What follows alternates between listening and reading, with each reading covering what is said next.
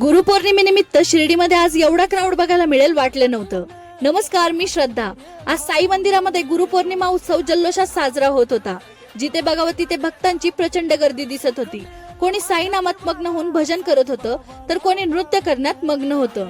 ठिकठिकाणी सुंदर डेकोरेशन आणि रांगोळी ही बघायला भेटली। बाबांचा रथ निघलेला होता आणि आज पुन्हा एकदा खूप वर्षानंतर आम्ही लेझिमचा आनंद घेतला। खरं सुख अनुभवायचं असेल ना, तर एकदा शिर्डीला नक्की येऊन बघा। आणि हेच कारण आहे आम्हा शिर्डीकरांना शिर्डी सोडून कुठेही करमत नाही। रथ मिरवणूक सुरू होती आणि आज रथामध्ये गोरेलाही आलेला होता। सगळीकडे अगदी साईमय वातावरण झालेलं होतं। त्यानंतर कानिफनाथ मंदिरात दर्शन घेतलं आणि तिथून पुढे पुन्हा रथाला सुरुवात झाली।